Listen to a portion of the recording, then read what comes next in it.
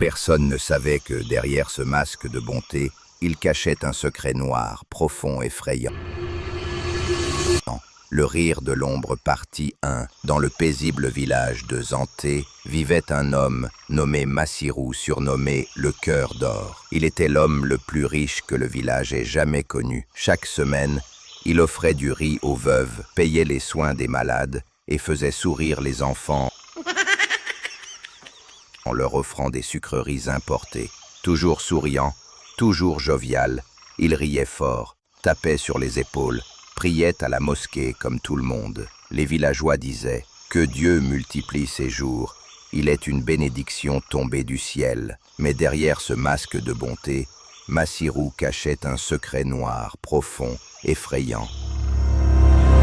Les soupçons avec le temps, certains commencèrent à s'interroger. Comment un ancien vendeur de charbon était-il devenu millionnaire en 2 ans? Pourquoi personne ne connaissait la vraie source de ses revenus? Pourquoi ses anciens amis étaient-ils tous morts, l'un après l'autre? Le premier fut Aliou, son ami d'enfance, qui osa dire une phrase. La fortune de Massirou, c'est pas normal. 2 jours plus tard, on retrouva son corps figé dans un rictus étrange, les yeux ouverts, sans blessure, sans poison détecté. Puis ce fut Awa, la servante qui avait surpris une étrange prière de nuit de Massirou, nue, au bord d'un feu, parlant dans une langue inconnue. Elle mourut le lendemain matin, brûlée dans son sommeil, sans que le feu ne touche même son matelas. Ensuite vint tonton Sékou, un vieux griot qui disait avoir connu le père de Massirou et savait d'où venait vraiment son pouvoir. Il fut retrouvé au fond d'un puits, le cou brisé, mais sans trace de chute. À chaque fois, Massirou versait des larmes.